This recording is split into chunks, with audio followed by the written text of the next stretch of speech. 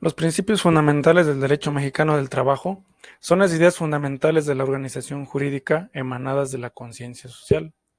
El primer principio es el equilibrio y armonía entre los factores de la producción, entendiéndose como factores de la producción el trabajo, el capital y las empresas.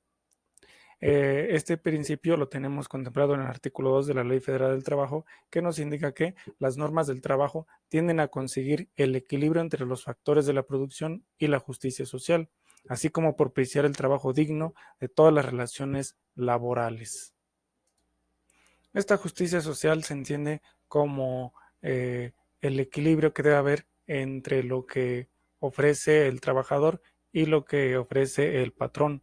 Es decir, no se puede estar haciendo inmensamente rico el patrón y por el otro lado el trabajador no puede estar haciéndose inmensamente pobre. Debe haber un equilibrio entre lo que ofrece el trabajador y lo que ofrece el patrón. El principio número 2, la idea de la justicia social. Esta nos indica que debe haber un equilibrio entre los factores de la producción, es decir, entre el capital y el trabajo. Es decir, mientras mayor capital, debe haber mayor trabajo y viceversa. No se espera algo de lo contrario, que no sería justo, sería una injusticia. El tercer principio, el trabajo como derecho y deber sociales. Este lo encontramos en el artículo tercero de la Ley Federal del Trabajo, donde nos indica que el trabajo es un derecho y un deber social.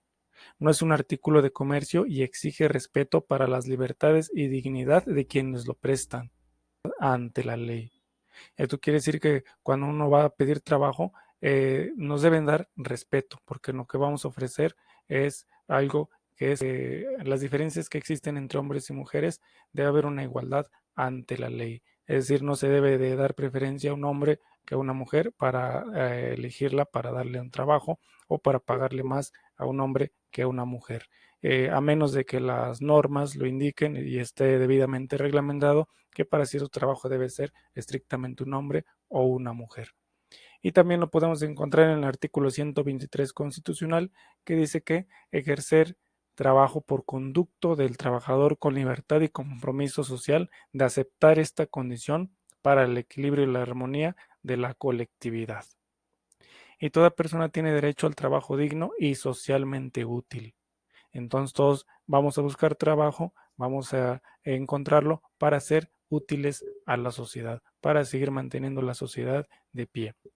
Y la irrenunciabilidad del trabajador y condiciones mínimas favorables de trabajo. Es decir, no podemos renunciar a condiciones mínimas de salud, de limpieza, etcétera. Eso va en contra de la ley. El cuarto principio es la libertad de trabajo. Es la elección libre de cualquier trabajo siempre y cuando esté apegado a derecho. Entonces nosotros somos libres de elegir cualquier trabajo que más nos convenga siempre y cuando esté apegado a derecho. Y lo podemos encontrar en el artículo 5 constitucional que dice, a ninguna persona podrá impedírsele que se dedique a la profesión, industria, comercio o trabajo que le acomode siendo lícitos. Entonces, siempre y cuando uno no ande buscando trabajo para afectar la salud humana, el medio ambiente, la sociedad, somos libres de buscar un trabajo lícito. Y el ejercicio de esta libertad solo podrá vedarse por determinación judicial cuando se ataquen los derechos de terceros o por resolución gubernamentativa, dictada en los términos que marque la ley y cuando se ofendan los derechos de la sociedad. También nadie puede ser privado de su trabajo sino solamente por una resolución judicial. Y ya por último, nadie podrá ser obligado a prestar trabajos personales sin una justa retribución y sin su pleno consentimiento, salvo el trabajo impuesto por pena por la autoridad judicial. ¿Esto qué quiere decir? Que nadie está obligado a ejercer un trabajo sin su voluntad y o a que no sea retribuido económicamente ese trabajo, a excepción de que sea impuesto por una autoridad judicial, que ya será diferente, ya podrá ejercer el trabajo sin su voluntad y o sin alguna retribución económica. En dado caso contrario, sería esto que hacer que una persona trabaje sin su voluntad, no pagarle, sería esclavitud. Y eso ya está abolido en nuestro país y casi en todo el mundo. También tenemos otros principios fundamentales del derecho mexicano del trabajo. Por ejemplo, el derecho al trabajo y la vida, la salud y la existencia decorosa de los trabajadores.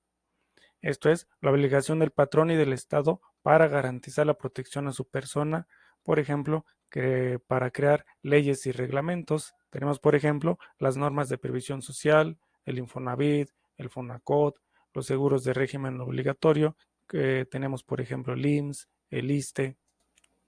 El siguiente principio es la igualdad de derecho del trabajo. Esto es, sin importar la condición económica o social de los trabajadores, debe considerárseles por igual, ya sea que alguno gane más, otro gane menos, se les debe considerar por igual, trabajo igual, salario igual y trabajo igual, prestaciones iguales. No se debe de discriminar porque uno tenga más o uno tenga menos, se le pague más o se le pague menos, no, se debe de retribuir equitativamente sin importar que alguien tenga más o alguien tenga menos poder o condición social diferente. Lo podemos encontrar en el artículo 5 de la Ley Federal del Trabajo que nos dice, no producirá efecto legal o un salario menor al que se pague a otro trabajador de la misma empresa o establecimiento por trabajo de igual eficiencia en la misma clase de trabajo o igual jornada, por consideraciones de edad, sexo o nacionalidad.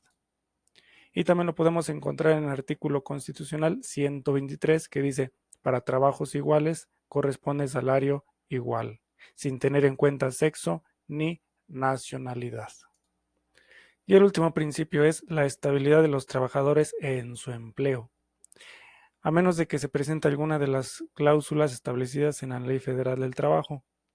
Tenemos, por ejemplo, en el artículo 35 de la Ley Federal del Trabajo que dice, las relaciones de trabajo pueden ser para obra o tiempo determinado, por temporalidad o por tiempo indeterminado, y en su caso podrá estar sujeto a prueba o a capacidad inicial.